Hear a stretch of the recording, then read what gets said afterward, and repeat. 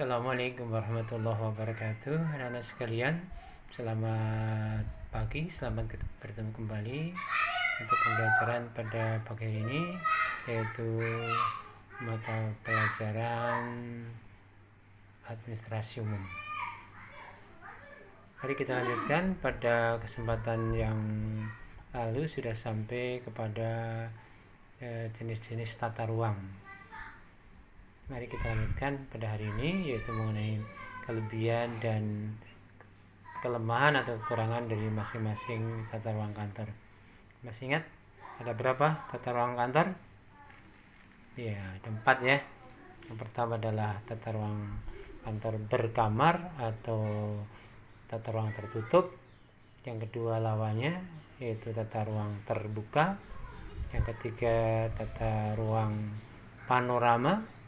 Yang terakhir adalah tata ruang gabungan antara ketiga tata ruang tersebut. Nah, tentunya masing-masing ada kelebihan dan kekurangannya. Kita mulai dari tata ruang berkamar. Nah, kalau zaman dulu itu yang paling banyak adalah tata ruang berkamar, atau dikenal dengan tata ruang bersekat atau tata ruang tertutup. Nah, kelebihannya kalau tata ruang tertutup itu privasi atau keamanan, hak-hak individu personil itu lebih terjamin, privasi ya. Kemudian juga konsentrasi penuh karena tidak ada yang ganggu, tidak ada yang lihat kecuali satu pimpinan sama stafnya gitu.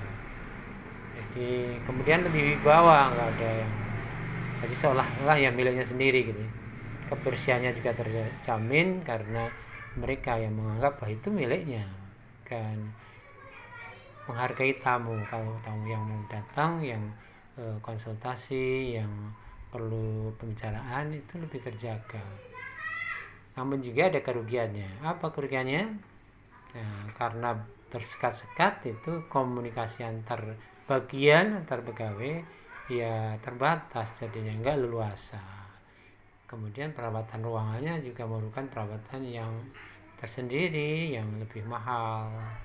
Kemudian penerangannya juga, kalau ada berapa ruang ya, itu kalau banyak ruangan ya lampu-lampunya lebih banyak lagi karena nggak bisa nyambung dengan yang lain ya. Misalnya menghargai tamu ya, itu untuk kelebihan. Kekurangannya tadi ya, komunikasi terlambat, ya perawatan tinggi dan perawatan lebih tinggi. Berikutnya tata ruang terbuka, kebalikan dari tata ruang berkamar tertutup.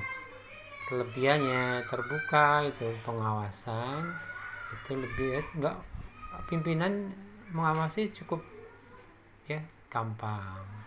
Kemudian pengaturan cahayanya ya, lampu-lampunya tidak memerlukan lampu yang banyak karena bisa menyinari untuk beberapa.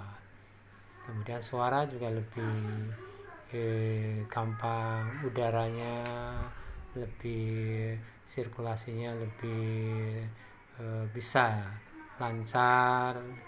Kemudian ada dekorasinya mudah, hubungan satu dengan yang lain gampang, dan pemeliharaan ruangan juga lebih gampang, bisa dibersihkan secara bersamaan. Penempatan, nah yang paling penting kalau perubahan nanti sewaktu perubahan itu gampang karena tidak ada sekat-sekatnya. Cuman ada kerugiannya. Apa itu?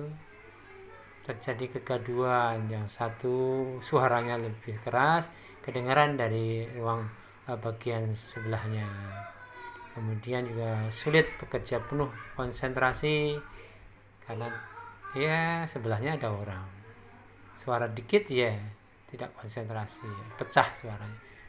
Terutama yang memerlukan konsentrasi penuh seperti melukis atau insinyur yang menggambar bangunan ya, arsitek ya, kemudian juga yang pembukuan dan sebagainya.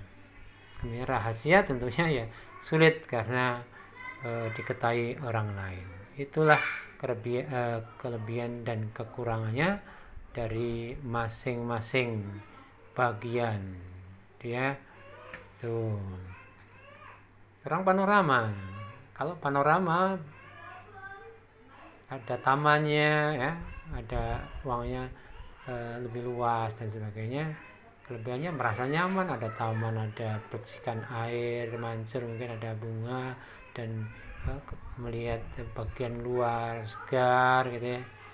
Kemudian oksigennya juga banyak udara, produktivitasnya lebih meningkat gitu ya, karena nyaman. Nah, kekurangannya apa?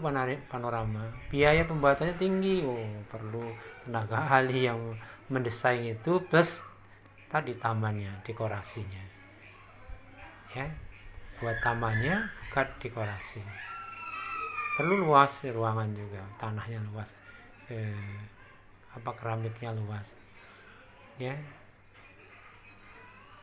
Kemudian juga konsentrasinya kurang karena udara terbuka ya, panorama. Nah, tiga-tiganya sudah masing-masing punya kelebihan dan kelemahan, maka diciptakanlah yang ruang keempat adalah gabungan dari semuanya, yaitu merupakan khusus ya, artinya terbuka juga enggak, tertutup juga enggak ya, dan tidak harus di ruang terbuka dihiasi taman semuanya juga enggak. Nah, itu pilihan. Maka jenis-jenis mana bagian yang merupakan terbuka, mana yang jenis tertutup, mana yang panorama ya. Yang bagian keuangan ya, biasanya tertutup ya, kearsipan juga. Tapi yang bagian umum, bagian yang juga melayani masyarakat banyak, itu biasanya terbuka, dan kalau perlu yang taman pakai seperti di panorama. Jadi bisa dipilih yang terbaik dengan biaya yang tidak terlalu banyak. Demikianlah yang berkelebihan dan kekurangannya.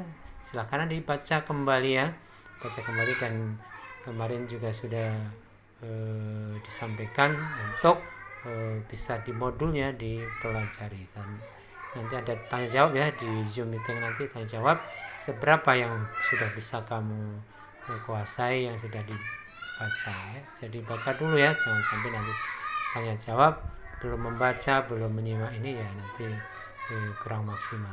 Demikian dari Bapak, nanti ketemu lagi pada Zoom meeting. Akhirnya, assalamualaikum warahmatullahi wabarakatuh.